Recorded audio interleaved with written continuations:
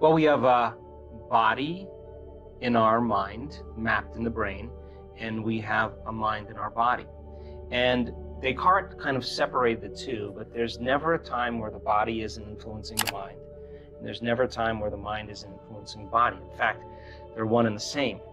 So the majority of people's thoughts are connected to certain feelings that influence very specific hormonal centers in the body. For example, if you think an angry thought, you are going to release certain chemicals that activate your adrenal system. You're going to begin to activate survival systems. If you feel suffering, or if you feel pain, or you feel guilty, you produce a different biochemical reaction, produces different hormonal centers to be activated. So most people's thoughts and feelings are taking most of the energy of those thoughts and storing them in the first three energy centers of the body. People call them chakras, but the first three centers are centers of survival. And the procreation, consumption, and fight or flight is how most people have survived the majority of their lives. In other words, in survival, it's not a good time to open your heart. So very little people actually make the effort to open their heart. And most of their thoughts and feelings are activating these lower centers. So the majority of the body's energy is stored in these first three centers. So then 95% of that energy stored in the body has to be liberated and driven back to the brain. So we do this breath as a way to pull the mind out of the body or send the energy. And yogis would probably love this breath because they have a lot of conscious control over the intrinsic muscles of their body. So the breath is about contracting those intrinsic muscles, the muscles of the perineum, the front and back muscles we use for elimination, the muscles of our lower abdomen or upper abdomen. When we inhale through our nose and we squeeze these muscles, what we're doing is we're pulling that energy from those lower centers up into the brain. Now, when you inhale, normally when we're just hanging out and breathing, when you inhale, the sutures of your skull slightly open up, and your bone, the base of your spine, called your sacrum, that upside down triangle, actually flexes back. So when you inhale and those sutures open up and your sacrum flexes back, the spinal fluid drains. When you exhale, the sacrum flexes forward and those sutures close and it pushes the fluid up. And so inhaling and exhaling begins to propagate a wave. Now, cerebrospinal fluid is made of proteins and salts in solution. And proteins and salts in solution have a charge. When you drop them in solution, they have a negative or positive charge. So now when you begin to inhale and begin to pull that cerebrospinal fluid up towards your brain and you accelerate those charged molecules, according to physics, when you accelerate a charged molecule, you create a invisible field called an inductance field. So now there's information going from your brain to your body and from your body to the brain all the time. But when you do this breath and you start accelerating those charged molecules, you create this inductance field moving in a certain direction, and all of a sudden, all that energy from those lower centers start moving up to the brain. If you do this properly and you have a little passion, you start moving this fluid, there'll come a moment where the sympathetic nervous system will switch on and merge with the parasympathetic nervous system. And when that happens, all of a sudden, all the energy you use to make a baby, all the energy you use to digest the meal, all the energy you use in a stress response, instead of it being released out chemically, it's being drawn up to the brain. All that energy goes right up into the limbic brain, and it hits a gland called the pineal gland. The pineal gland is a very specific gland that makes serotonin and melatonin. And when that energy strikes that gland, all of a sudden it begins to produce very powerful metabolites, sister molecules. And all of a sudden now the brain becomes super lucid. And the brain waves that we start to measure are very, very high gamma brainwave patterns. Now the person is super conscious. Now there's more energy in the brain. When that happens, whatever's happening between their ears becomes more real. And in a sense, they're having an orgasm in their brain. They're going into a state of ecstasy. So then you're transmuting anger, you're transmuting fear, you're transmuting guilt. And so then the liberation of that energy, all of a sudden from this center all the way to the top of the brain, begins to create a powerful polarity. Positive charge at the head and negative charge at the tail, and the body becomes like a magnet. And all of a sudden you start to produce this invisible electromagnetic field. Now the body is liberating energy. Now, once the pineal gland is signaled, it sends a direct signal to the pituitary. The pituitary begins to release two very powerful metabolites called oxytocin and vasopressin. Oxytocin signals nitric oxide. Nitric oxide causes the arteries in the heart begin to swell, and all of a sudden you feel an incredible amount of love. Oxytocin is the love chemical. When you feel love and gratitude, all of a sudden you're in a state of receivership. And then there's a reverse field that begins to come in the other direction. We've measured this. And that second chemical is called vasopressin. And what vasopressin does is it causes the cells to draw water. So people with chronic bladder infections, people with diverticulitis, people with food allergies and indigestion, acid reflux, they do the same breath, and it's just the liberation of energy. And once that energy starts to move and it starts to travel up to the brain, we've measured this on so many brain scans, we can actually predict when it's going to happen. When they inhale and they pull that energy all the way up into their brain, I ask them to hold their breath and squeeze those muscles a little bit more. And when you hold your breath and squeeze those muscles, you increase what's called intrathecal pressure. And intrathecal pressure is what you use when you lift something up and you push against your insides. Well, the pineal gland sits right at the base of the third ventricle. And inside the pineal gland are these tiny little calcium carbonate crystals. They're stacked rhombohedrons. They're stacked on top of each other.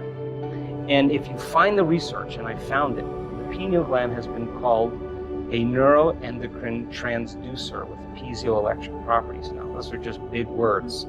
But piezoelectric effect is when you take a mechanical stress and apply it to some crystals, and it begins to produce an electric charge. So then the act of inhaling and bringing that breath all the way to your brain with passion and squeezing those muscles, and yogis can do this really well, and holding your breath, you're exerting pressure. And as you start to compress those stacked crystals, you begin to produce a piezoelectric effect. And you're taking a mechanical stress and you're turning it into an electrical charge. Now you're electrically activating those crystals.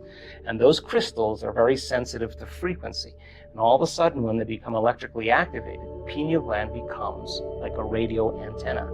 And now it can pick up frequencies faster than the speed of light. Now, why is that important? Because your pineal gland right now is determining whether there's enough light in this room. And if there's enough light in this room, it'll make a neurotransmitter called serotonin. And serotonin gets your brain up and awake, and you can function with conscious awareness. But when the light diminishes and there's an inhibition of light, serotonin is transmuted into melatonin. Melatonin is the nighttime neurotransmitter. It helps us to go to sleep.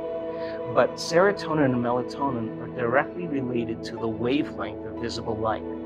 So then we're producing certain rhythms and chemicals in our normal waking day based on our environment.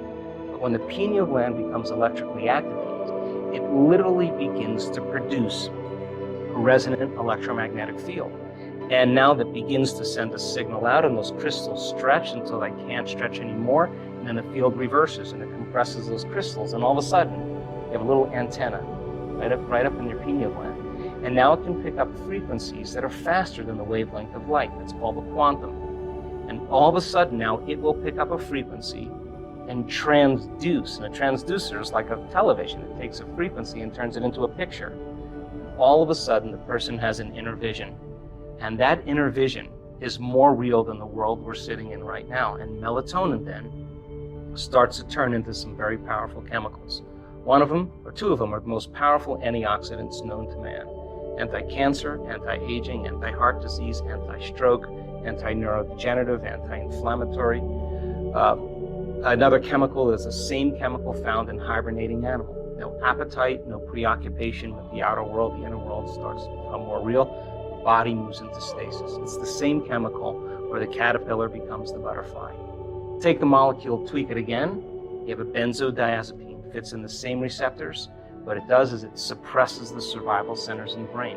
Take the molecule, tweak it again, and now you have the same chemical found in electric eagles, a very powerful biophospholluminescent chemical. Tweak it one more time, and now you have dimethyltryptamine, the most powerful hallucinogenic known to man. And now, the person's going on a vision.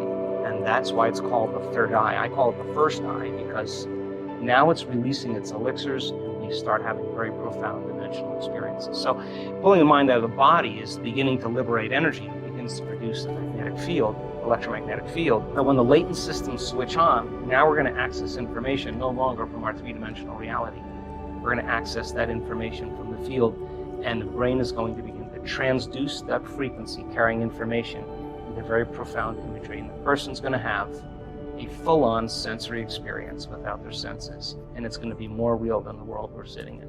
Yeah, I've been knocked unconscious, I don't know, maybe hundreds and hundreds of times. I see a flash of light, that energy goes right into my brain, and wow, it's the most blissful experience of my life. And sometimes I remember, sometimes I don't, and my body will do all kinds of crazy things because it's information coming into the body, and it's got to be able to process that frequency. So where there's energetic blocks, or there's a pathway that it can't move through, that energy is going to have its way with the body, and it's going to cause the body to do all kinds of wild and crazy things. And it's just information. I mean, and our ability, we really have two choices when this happens. I mean, from my experience anyway. When something unusual happens, people always say, oh, I want the unknown, I want the unknown. When the unknown comes, a lot of people aren't ready for it because it scares the living daylights out of them. You have one of two choices. In our brain scans, we've actually seen this. A person who gets afraid will move from that elegant state into a high beta brainwave state, a stress state, and they'll disconnect. They'll come back to their body and they'll lose the experience. Others, they relax and surrender into it. And the more you relax and surrender into it, the less you resist it, the less impedance there is, the less physiological conditions we have. So when it happens, we have to literally surrender and relax into it. And that sounds very easy because, but a lot of times it's not. A lot of times it's more difficult than you think because it's a very powerful frequency. And the feeling that you have is a tremendous amount of love if you can fully surrender to it. And it's not chemical, it's electric. And you can feel it in every single cell of your body. That's the side effect of that we've seen is a biological upgrade. We've seen people's eczema, tumors, Parkinson's, rheumatoid arthritis, Hashimoto syndrome, literally go away after one biological upgrade. All disease is lowering a frequency, an incoherent message, and you can say in that moment, when that latent system switches on and those microtubules start vibrating, you feel such a level of coherence and order. You feel connected to something greater that you want to have that experience again. And so then the next time you do that breath, you have more intention, you have more passion, and you're literally drawing that energy up into your brain. And literally, one woman said her brain scan was off the chart. She said, another one of these and I don't need a husband. I mean, she had so much energy in her brain, it was a full-on ecstatic experience. So people are doing it, and the side effect is that the body begins to change dramatically. If you could use the same muscles right now, contract the muscles you use for elimination, front and back, and you were to lift those muscles up, you would be lifting up your pelvic floor, your perineum. Those are the muscles we're going to use to contract the energy related to the first center. If you were to pull your abdomen in and touch your belly button to your spine, you would be contracting the second center, where you would begin to milk the energy out of the second center. If you contract your upper abdomen, now you're contracting the muscles that are related to that center. The act of inhaling through your nose while you contract those muscles, coupling those together, is the act of pulling that energy. Where do we want it to go? Right to the top of our head. So if you took your finger and you were to place it on the top of your head and work your fingernail in there, and then take your finger away, if you can keep your attention there, where you place your attention is where you place your energy. So that's your target. So the idea then is to close your eyes and to inhale, and at the exact same time that you inhale, to lift those muscles up and in, and with the intention of pulling the mind out of the body and liberating energy, pulling that energy all the way up into your brain. As you inhale, one slow, steady breath. Follow it from your perineum, through your lower abdomen, through your upper abdomen, through your chest, through your throat, through the brain, all the way to the top of your head. And when you get to the top of your head, hold your breath, and now squeeze those muscles a little bit more and just pump that fluid up against the back of your brain and hold it.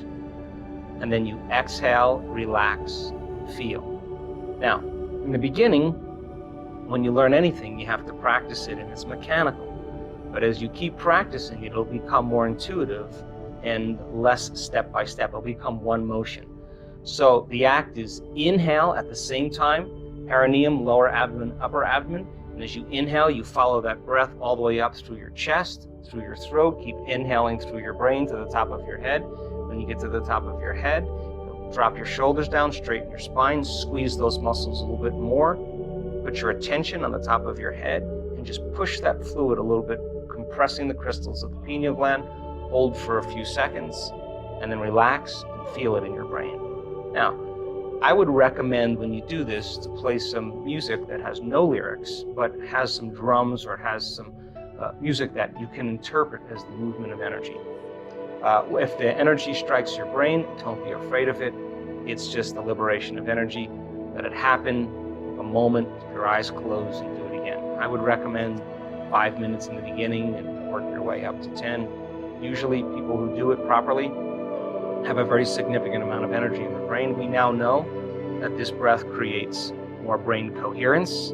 It increases the amount of energy in the brain. It activates the autonomic nervous system.